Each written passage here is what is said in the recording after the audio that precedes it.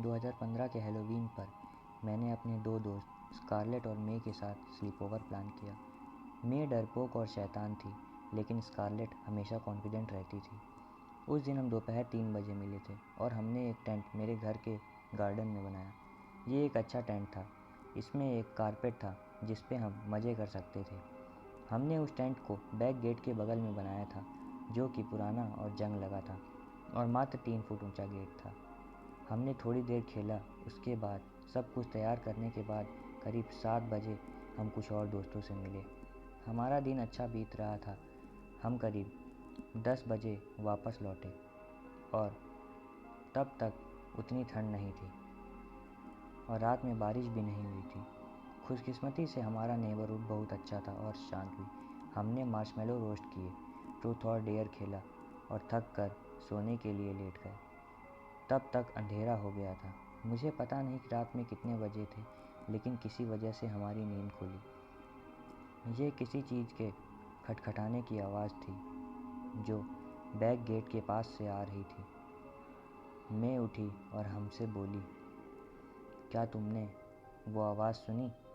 मैंने घबराते हुए हमसे पूछा। तभी हमने एक आवाज़ सुनी।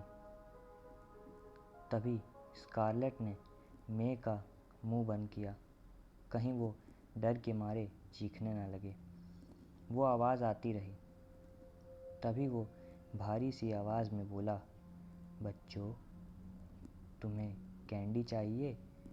उसकी आवाज़ ऐसी लग रही थी मानो जैसे वो बहुत ही बूढ़ा हो, जिसने अपनी लाइफ में बहुत स्मोकिंग करी हो। वो खटखटाने की आवाज़ें आती रहीं। वो फिर बोला, चलो भी अब, मैं जानता हूँ कि तुम अंदर हो। तभी डर की वजह से मैं रोने लगी।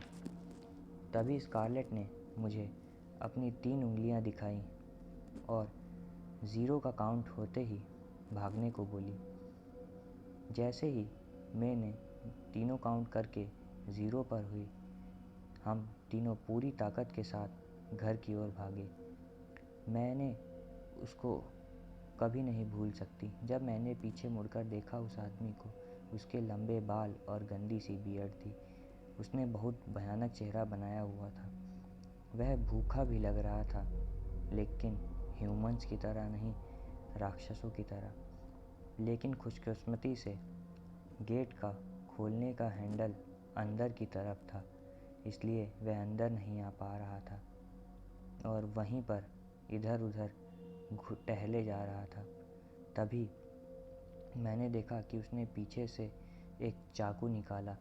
चाकू को देखते ही मैं चिल्लाई और तुरंत घर में घुस गई और सीधे माँ के कमरे की ओर भागी और उन्हें सब बता दिया। हमारी बात सुनकर माँ उठी और जब उन्होंने उस आदमी को देखा तो तुरंत 999 पर फ़ोन किया। अब वो आदमी हमारे गेट को खटखटा रहा था और बार बार जानवरों की तरह गुर्रा रहा था। जैसे ही उसने पुलिस के सायरन को सुना, वह वहाँ से भागने लगा और मुड़कर पीछे देखकर गुर्रा रहा था। पुलिस को वो आदमी नहीं दिखा, इसलिए वह उसे ढूंढ भी नहीं पाए, जबकि हमने अपना बयान उन्हें दे दिया था। इसके बाद हम सभी एक साथ सोने के लिए अंदर गए, लेकिन चौकन्ना होकर। हमने पता नहीं हम सोए थे, लेकिन हमें बार बार ऐसा महसूस हो रहा था कि कोई हमें घूर रहा है।